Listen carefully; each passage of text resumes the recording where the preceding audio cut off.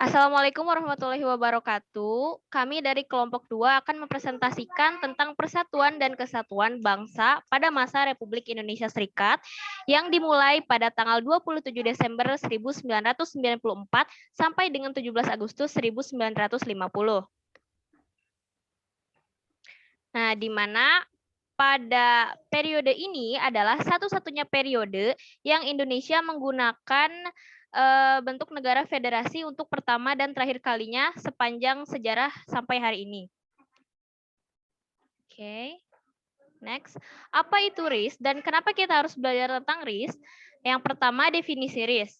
Republik Indonesia Serikat adalah satu negara federasi yang berdiri pada tanggal 27 Desember 1949 sebagai hasil kesepakatan 3 pihak dalam konferensi meja bundar. 3 pihak tersebut yaitu Republik Indonesia, kemudian BFO, juga UNCI yang merupakan perwakilan dari PBB. Nah, kenapa kita harus belajar tentang RIS? Karena RIS ini adalah momen pengakuan kedaulatan Indonesia dari seluruh negeri, khususnya ada negeri Belanda. Dan RIS ini juga merupakan momen untuk mempererat persatuan dan kesatuan bangsa Indonesia, di mana mereka itu pada dasarnya ingin bersatu dan tidak mau terpecah belah menjadi beberapa negara bagian.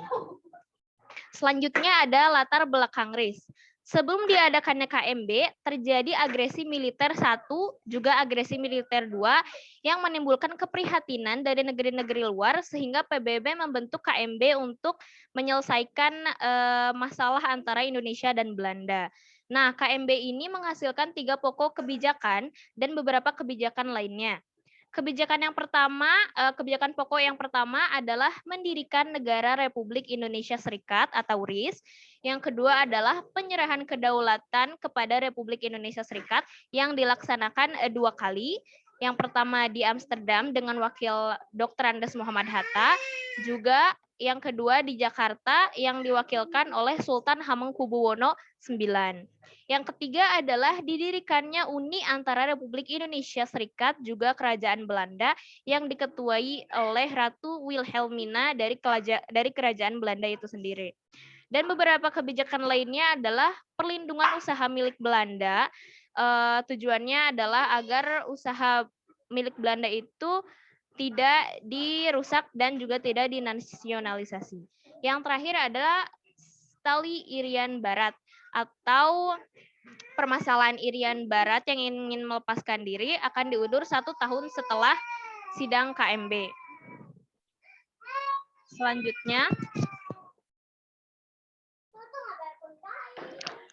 Selanjutnya, kita akan belajar tentang pembagian wilayah RIS. Pembagian wilayah RIS itu dibagi menjadi 3 negara bagian saja, yaitu pertama negara Sumatera Timur, kedua negara Republik Indonesia Proklamasi Yogyakarta, dan yang terakhir adalah negara Indonesia Timur. Next, kehidupan politik RIS. Kehidupan politik RIS dibagi menjadi 3 bagian, yaitu bentuk negara, bentuk pemerintah, dan sistem pemerintahan. Bentuk negara RIS yaitu federasi dan daerah berdiri sendiri, sedangkan bentuk pemerintahnya yaitu republik, jabatan birokrasi dan politik terbuka bagi umum, dan adanya batas waktu masa jabatan. Yang terakhir adalah sistem pemerintahan. Sistem pemerintahan RIS yaitu parlementer dan dipimpin oleh kepala negara dan kepala pemerintah, yang dimana pemerintah bertanggung jawab kepada parlemen. Ada istilah tentang Jeken Kabinet. Jeken Kabinet yaitu suatu kabinet yang jajaran menterinya berasal dari kalangan ahli dan bukan representasi dari suatu partai politik tertentu. Fungsinya ada 3, yaitu yang pertama, agar tidak terjadinya sebuah malfungsi kabinet. Yang kedua, agar terhindarnya sebuah praktik korupsi yang dimana biasanya terjadi di kalangan para pejabat dari suatu partai politik. Dan yang ketiga, memaksimalkan kinerja. Next. Kehidupan politik RIS. Kehidupan politik RIS pada tanggal 23 Agustus itu terjadi di Den Haag dengan dilaksanakannya KMB. Selanjutnya, ketika KMB berlangsung, konferensi inter-Indonesia juga dilangsungkan di Belanda untuk merumuskan konstitusi Republik Indonesia Serikat sebagai tindak lanjut perundingan di Yogyakarta dan Jakarta. Pada tanggal 29 Oktober 1949, Piagam Persatuan RIS berhasil ditandatangani di Scheveningen oleh 6 perwakilan masing-masing wakil negara, bagian, dan daerah otonom. Dan yang ketiga ialah pada tanggal 2 November 1949 disetujuinya KMB di Den Haag, maka terbentuklah negara Republik Indonesia Serikat. Selanjutnya akan dijelaskan tentang delegasi konstitusi.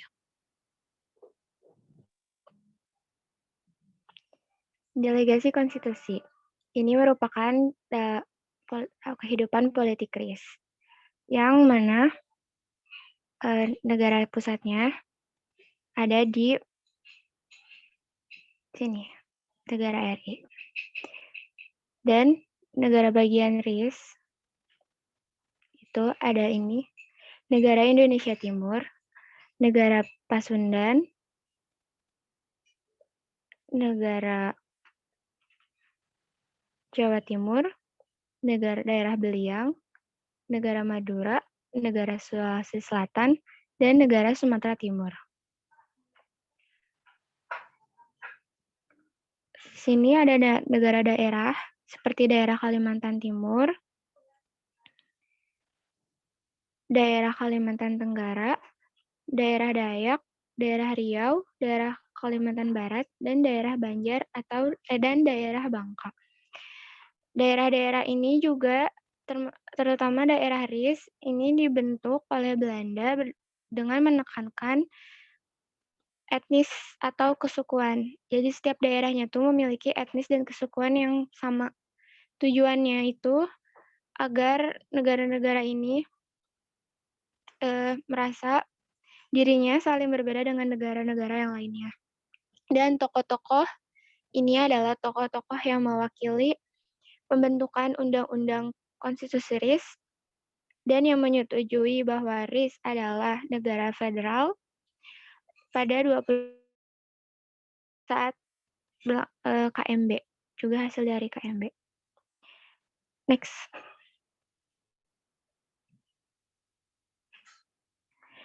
Dapat dilihat di dalam peta ini, seperti delegasi yang tadi di sebelumnya, yang warna merah adalah negara Republik Indonesia, negara pusat, yang biru adalah negara RIS, Indonesia Serikat, dan yang kuning negara bagian negara Indonesia Timur, termasuk RIS juga. Di sini ada kepala pemerintahan RIS dan kepala negara RIS. Kepala negara RIS yaitu Presiden Insinyur Soekarno yang diangkat pada tanggal 16 Desember 1949. Dan di sini ada Perdana Menterinya, Dr. Andos Muhammad Hatta, yang diangkat pada 20 Desember 1949. Sistem pemerintahannya itu berbeda. Jadi kepala negara itu hanya sebagai simbol dan yang bekerja untuk segala kebutuhannya itu adalah kepala pemerintahan atau Perdana Menteri yang bertanggung jawab juga pada parlementer.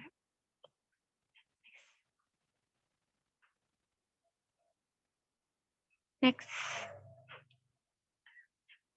Ini ada permasalahan yang muncul dihadapi oleh RIS. Ada 4 permasalahan. Yang pertama, proklamasi kemerdekaan. Kedua, ekonomi carut-marut. Dan ketiga, kepegawaian negara. Dan keempat, rivalitas APRIS. Yang pertama itu proklamasi kemerdekaan. Pada waktu KMB berlangsung, RIS didirikan setelah masa kedaulatan atau kemerdekaan Indonesia. Tetapi seakan-akan RIS adalah kedaulatan atau kemerdekaan yang diberi. Padahal bangsa Indonesia sendiri merdeka bukan hadiah dari Jepang apalagi Belanda. Dengan semua itu tidak sesuai dengan semangat proklamasi. Dan Seharusnya negara Indonesia itu bersatu, bukan terpisah-pisah, tetapi RIS sendiri menandakan negara sendiri-sendiri yang seakan-akan bangsa lain dan jauh dari semangat proklamasi. Juga selalu dikritik dan yang tidak wajar dan adalah hasil dari akal-akalan Belanda. Yang kedua, ekonomi carut-marut. Yang pertama ada ada inflasi anggaran dan gunting Sharafuddin. Yang pertama ada untuk mengatasi masalah inflasi, pemerintah menjalankan sebuah kebijakan di bidang keuangan dengan mengeluarkan peraturan pemotongan uang pada 19 Maret 1950 yang dikenal dengan nama kebijakan gunting Sharafuddin. Peraturan ini menentukan jika uang yang memiliki nilai 2,50 gulden atau senilai Rp5 ke atas akan dipotong menjadi 2, sehingga nilainya hanya tinggal setengahnya. Tetapi peraturan ini tidak berjalan lama dan tidak bekerja dengan baik karena banyak yang merasa dirugikan. Selain itu juga ada defisit anggaran pemerintah karena negara ini banyak belanja dibandingkan menghasilkan.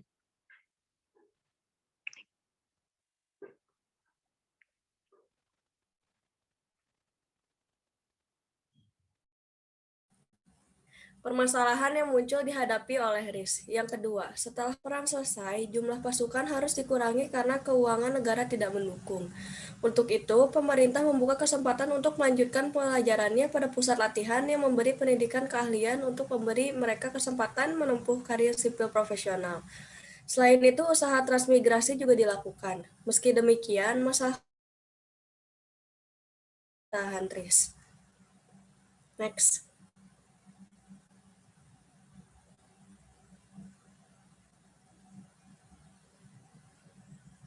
Yang ketiga, sementara di Kalimantan Barat, Sultan Hamid menolak masuknya TNI yang menolak untuk mengakui Menteri Pertahanan RIS serta menyatakan bahwa dia yang berkuasa di daerah tersebut. Yang keempat, kemudian di Makassar muncul gerakan Andi Aziz di Ambon dengan nama gerakannya Republik Maluku Selatan.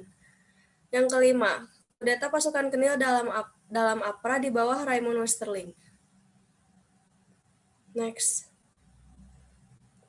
Dulu TNI adalah pribumi. Kenil berisi tentara pribumi buatan Belanda sehingga mereka memiliki pemusuhan. Akan tetapi secara tiba-tiba pada masa RIS ini dibentuk APRIS yang beragodakan Kenil dan TNI sehingga terjadi beberapa pemberontakan.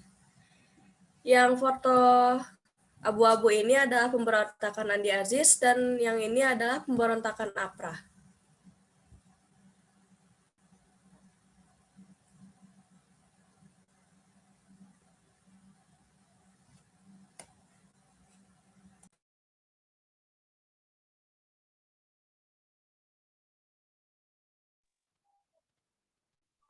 Akhir dari RIS. Pertama, pada tanggal 20 Januari sampai tanggal 8 Februari, pengunduran Direktur Wiranta Kusuma dan pengembalian mandat R. Maswako. Selanjutnya, 23 Januari 1950, percobaan kudeta di Bandung, Pasundan oleh Kenil atau APRA. Bulan Januari 1950 terjadinya demonstrasi di Jawa Timur, Madura, dan Yogyakarta atas tuntunan kita sama bergabung ke RI. Selanjutnya, pada Maret 1950 sampai April 1950, daerah bergabung kembali ke RIS, yaitu Kalimantan Timur, Banjar, Dayak, dan ke Tengah dan ke Kalimantan Tengah, Bangka, dan Riau. Selanjutnya, 8 Maret 1950, dibuatnya Undang-Undang Darurat Nomor 11 Tahun 1950. Lalu adanya juga tata cara bergabung dengan Republik Indonesia dan Undang-Undang RIS Pasal 43 dan 44. Selanjutnya, April 1950, Kalimantan Barat diambil alih oleh Sultan Hamid II dan menghasut Kenil saat itu. Lalu 5 April 1950, RIS yang isinya yaitu Republik Indonesia, Negara Indonesia Timur, dan Negara Sumatera Timur. Dan tanggal 19 Mei 1950 dibuat juga kesepakatan RIS dan Undang-Undang Sementara 1950. 17 Agustus 1950, RI kembali ke negara NKRI dan meninggalkan perjanjian KMB tanpa persetujuan dari pihak lainnya.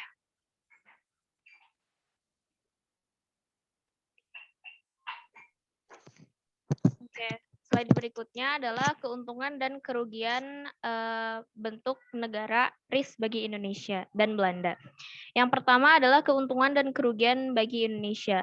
Keuntungannya adalah ada waktu senggang dalam mengambil nafas untuk memperbaiki kondisi negara yang kacau, dan kekurangannya adalah terpecah belahnya wilayah Indonesia menjadi beberapa bagian dan ada juga yang negara bentukan Belanda.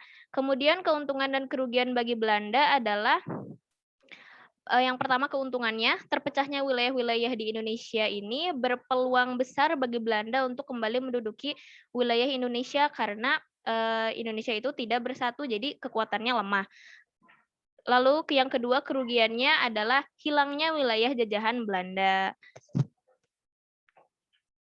Terakhir, akhir pemerintahan RIS.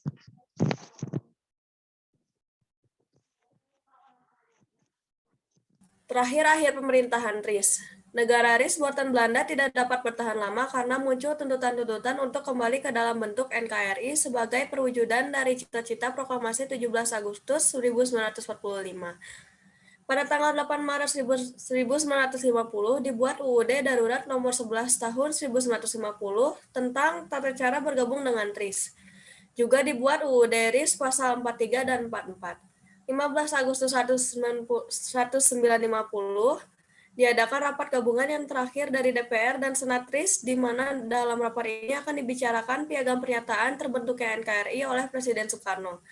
Negara Kesatuan RI terbentuk kembali pada tanggal 17 Agustus 1950.